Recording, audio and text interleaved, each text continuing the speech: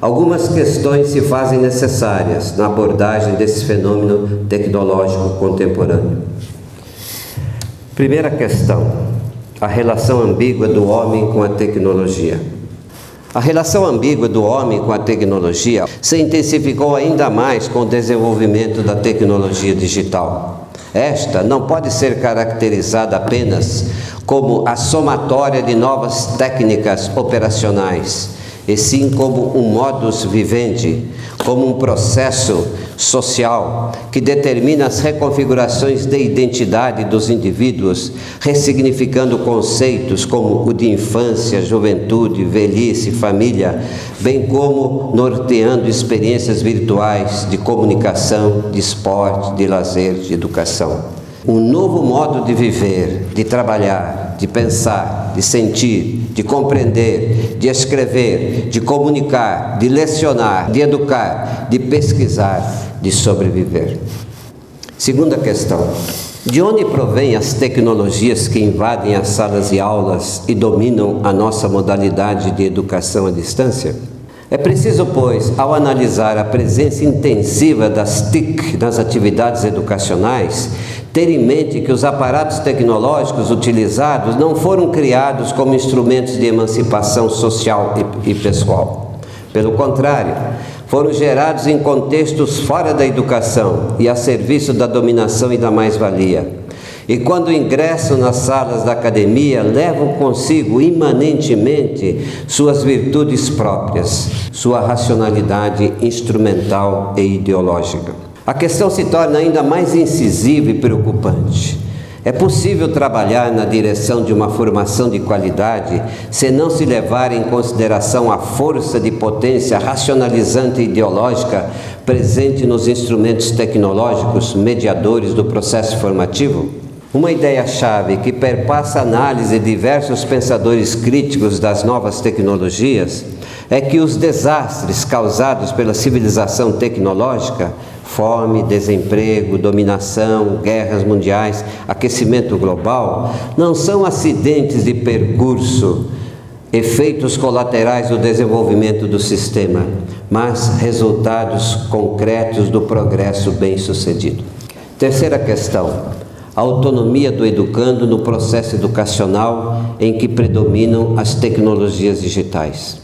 Se esse conceito de autonomia já acumula enviesada ambiguidade no ensino superior presencial, na modalidade à distância essa característica se acentua ainda mais.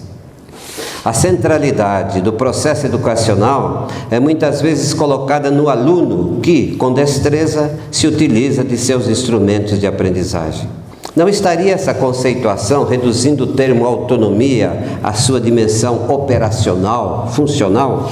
Ser autônomo na formação educacional não significaria ir além de sua face instrumental? O admirável e espantoso desenvolvimento tecnológico que invade as salas de aulas e se torna imprescindíveis no processo formativo, particularmente na modalidade à distância, não está cada vez mais debilitando o elemento espiritual e crítico do conceito de autonomia e absolutizando sua dimensão funcional, instrumental? Ser autônomo não é apenas saber dominar bem as tecnologias digitais. Os termos criação de competência e aplicar criativamente as novas mídias também estão sendo utilizados em seus significados funcionais.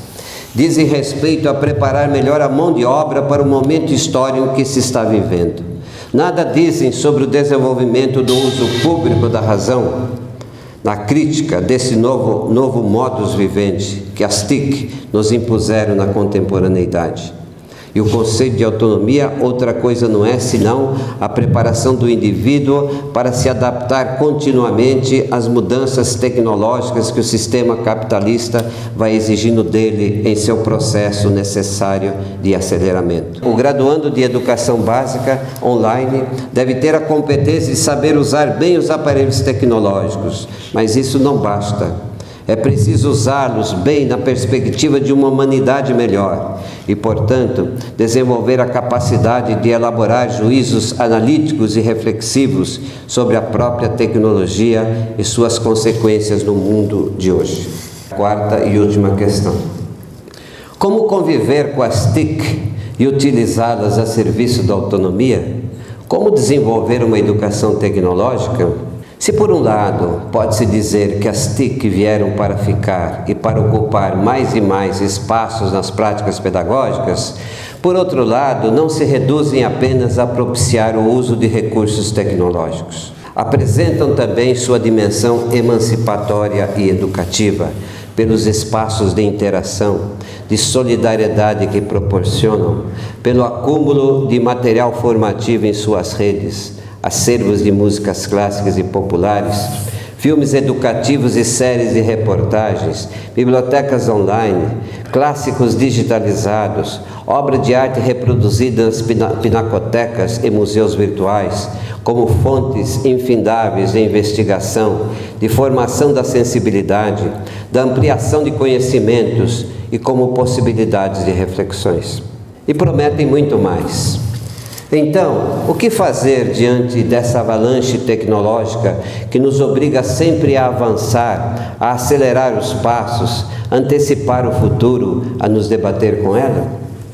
Há, na utilização das TIC nas salas de aula, fenômenos que podemos qualificar de ideológicos, de portadores da racionalidade instrumental, que favorece o desenvolvimento de uma consciência pré-reflexiva, pré-crítica, que apontam na direção de uma educação de segunda categoria e que se tornaram como que fenômenos naturalizados, como se eles sempre tivessem sido assim.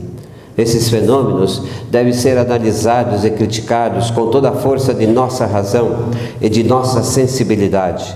Eles devem ser desnaturalizados, devem ser estudados em sua história para se descobrir como se tornaram assim e sempre que possível corrigi-los.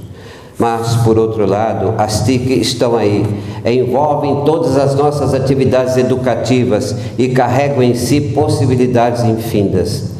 Enfim, como fazer da máquina um instrumento pedagógico formativo? É este o sentido que queremos dar ao termo educação tecnológica. Adquirir conhecimentos capazes de compreender as TIC, de manejá-las e de saber como se relacionar criticamente com elas. Investir nas funções judiciosas, corretivas e orientadoras da técnica, como postula Shevchenko. Colocar a tecnologia no centro e começar a discutir politicamente com ela, contra ela, como complementa Santos. Conviver de maneira proveitosa com elas, como argumenta Cabot. Enfim, utilizar-se da tecnologia contra a própria tecnologia a favor da formação.